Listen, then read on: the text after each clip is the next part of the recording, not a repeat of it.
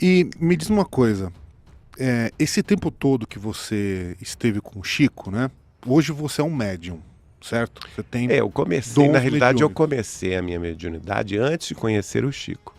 Eu tinha, eu morava nos Estados Unidos nessa época e com 17 anos eu comecei a receber mensagens da minha avó que tinha partido e era muito ligada a mim. Ela escreveu por meu intermédio mensagens escritas. Mas como que foi o desenvolvimento da sua mediunidade depois que você começou a conviver com o Chico? Assim, quais níveis de desenvolvimento do seu dom mediúnico chegou através dessa relação próxima? Bom, como eu comecei antes e me tornei espírita antes de conhecer o Chico, eu já ingressei na União Espírita Mineira, na Mocidade Espírita Precursor, e lá eles tinham muito a questão do estudo.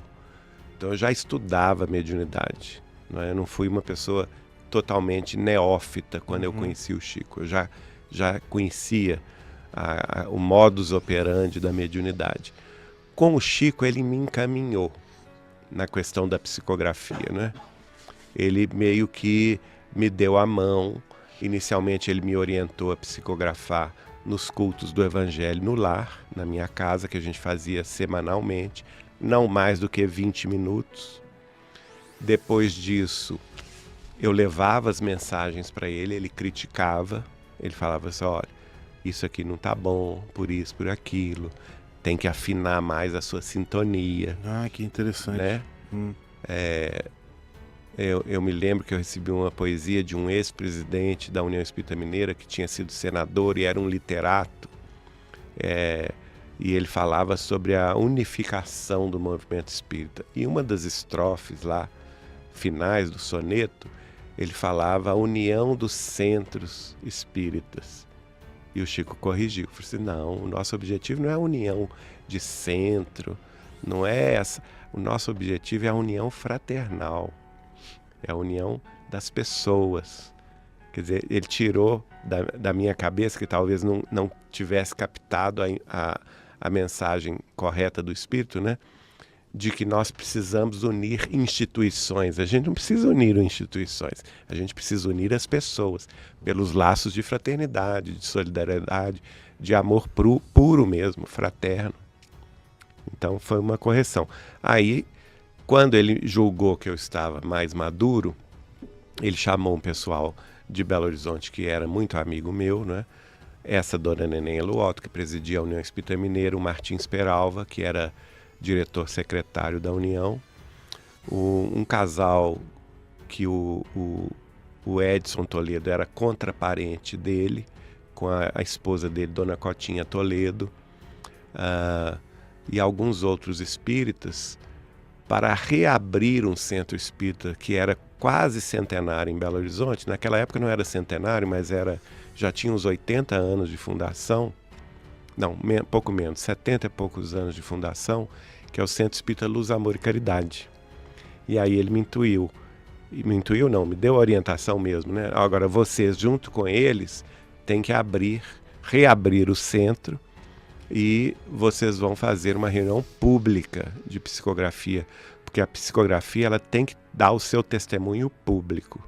E aí nós passamos anos psicografando lá, todas as segundas-feiras. Mais tarde, eu vim a receber este livro aqui, que é o segundo livro que nós publicamos, que é a história antiga, né, do primeiro século do cristianismo, de uma grande personagem, que foi Inácio de Antioquia. Vamos ver aqui.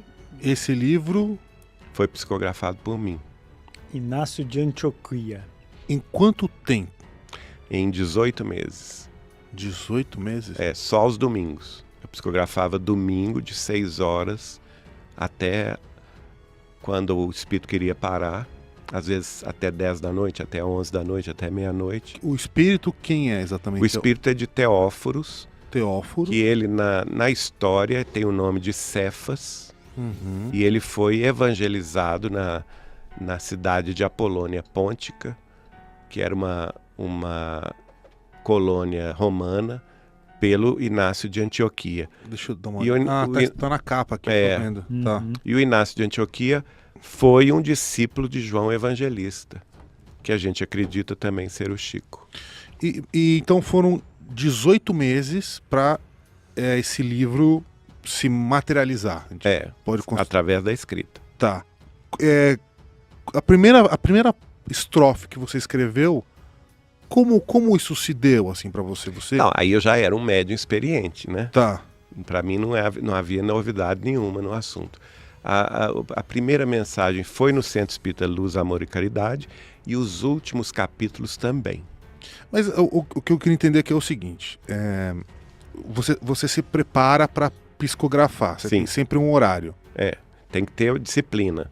Você tem que ter um horário determinado e você tem que se preparar no dia, não é? E quando você se prepara, você pode psicografar qualquer coisa. Eu não sabia nada do que viria. Tá, então basicamente... A minha sensação aí, eu até explico no livro, era o seguinte: era como se eu fosse um observador totalmente ignorante da história, que provisoriamente acompanhasse um capítulo de novela. Né? O espírito de Teóforos, às vezes, me levava para ver as cenas que ele estava escrevendo. Então eu não ficava consciente na escrita. Eu ficava com Teóforos assistindo uma parte da história, não é?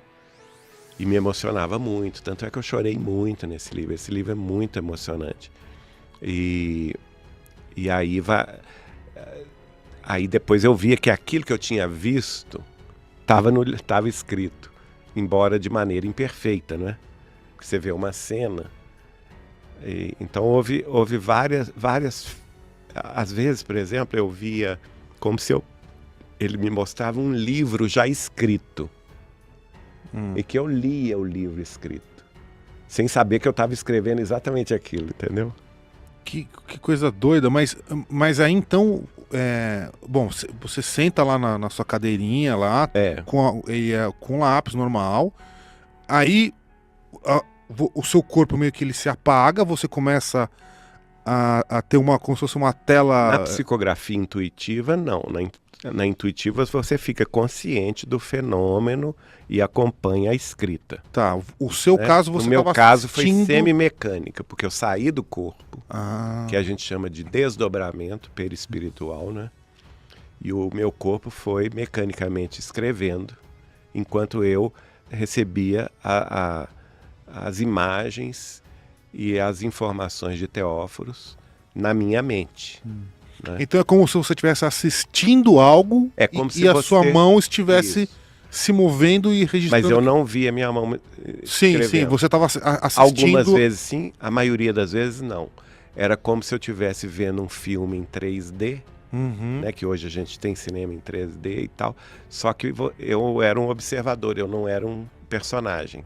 Estava vindo de fora, em terceira pessoa. Estava vindo de fora, observando todas as cenas. Foi aí, recebendo este livro, que eu tive depois a certeza de que o Chico Xavier é João Evangelista, discípulo de Jesus. Por quê?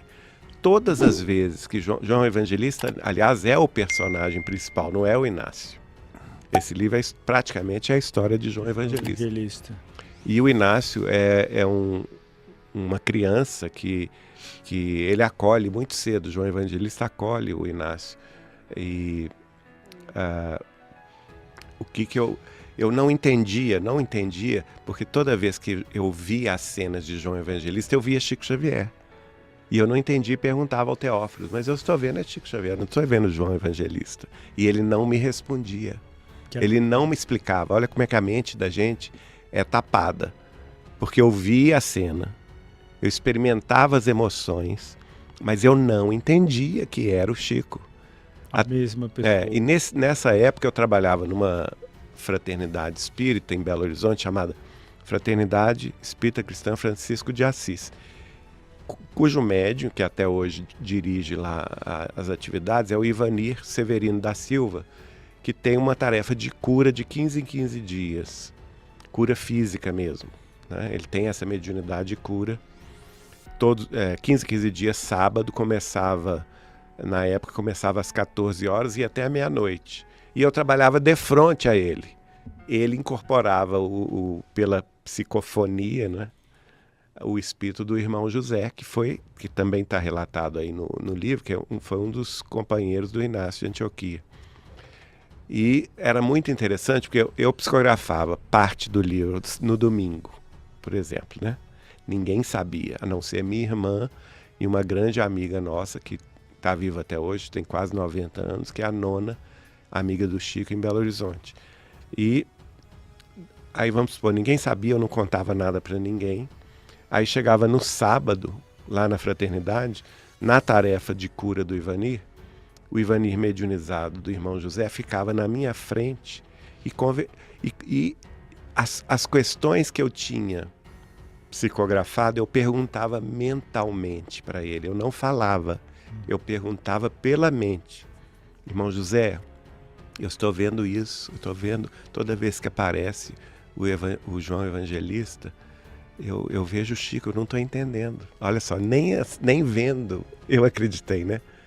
Aí ele me responde pela voz: Geraldinho, isso que você está vendo é simples, meu filho, está na sua cara e você não está reconhecendo. O nosso amigo, nosso irmão Chico Xavier e o apóstolo João são a mesma personalidade, em corpos diferentes, em épocas diferentes. É o mesmo espírito. Aí que eu falei assim, meu Deus do céu, mas como eu sou tapado. É que eles estavam coexistindo ali, né? Então, não, eu não via João Evangelista, eu vi o Chico hoje. Entendeu? No lugar do João Evangelista, eu vi o Chico, por isso que eu não entendia. Então, seus estudos, a gente chegou, que era o Chico Xavier, o Allan Kardec e o João Evangelista. O João Evangelista. Essas três pessoas são as... Tem mais algum? Espírito, tem vários, né? Francisco de Assis. Antes de encerrar, eu quero lembrar você de algo importante. Se você precisa de oração ou quer colocar o nome de alguém especial em nossas preces, escreva o nome aqui nos comentários. Todas as sextas-feiras fazemos nossa corrente de oração e levamos cada nome diante de Deus em nossas orações. Deixe o nome nos comentários, participe dessa corrente de fé e que a paz, a luz e a proteção estejam sobre você e sua família.